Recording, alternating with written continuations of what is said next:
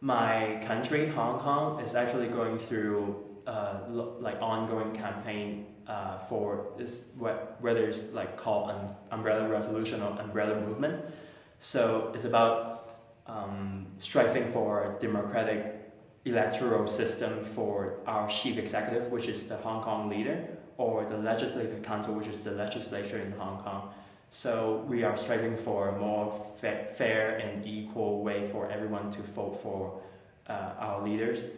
So I remember in September 28th, it was at night. I was sitting in my room and watching the news back home, directly streaming from my home about people flooding the street, flooding the highway in the central district, and then they demand for democracy.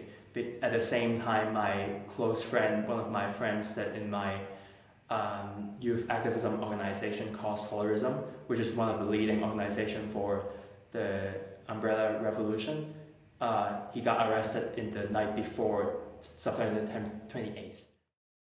And in 28th, the first tear gas was used in Hong Kong, which is 17 years before, like 17 years after the tear gas was used directly to the citizens, the Hong Kong citizen itself. It was the first time after 47 years, and I was really shocked because I didn't know the government would actually use tear gas, and they actually deployed anti-riot squad and started pointing guns on the people. I was really terrified when I was like watching the news. I didn't sleep for the whole night. It's a really scary experience, and I feel so frustrated because I feel like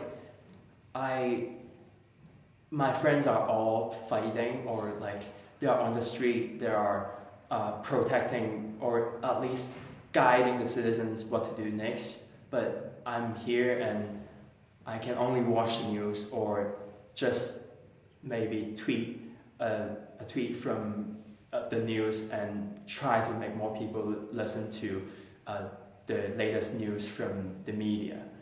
That's the only few things that I can do, and I feel so frustrated. I made a video called Hong Kongers, You're Not Alone, with one of my classmates from the Netherlands. It's a video letting my classmates to say some supportive words like Hong Kongers, You're Not Alone, or I support democracy, or I support universal suffrage. And that video has gone quite viral on the internet because it has gone through over 200,000 views. I think the most interesting encounter in UWC-USA is with the mainland students. We were taught that we are in the same country, we belong to the same country, but personally as Hong Konger, I don't actually feel like we are in the same country because of the one country two system, which is Hong Kong is a special administrative region, and we live so differently with the people behind the border, which is my mainlander classmates here. And I talked to them and we exchanged ideas about what can we do about the country political or electoral system to make it better, or do you actually think Western democracy or Western electoral system can be used well in China? And it's quite interesting experience. And before I came here, mainlander or mainland people is just on the news, or it's just described or depict on different media, especially in social media, on Facebook. I read more satire, comics and cartoons about mainlanders or mainland people or mainland politics more than the positive things about them. But coming here, actually interacting and encountering with them, it makes me feel like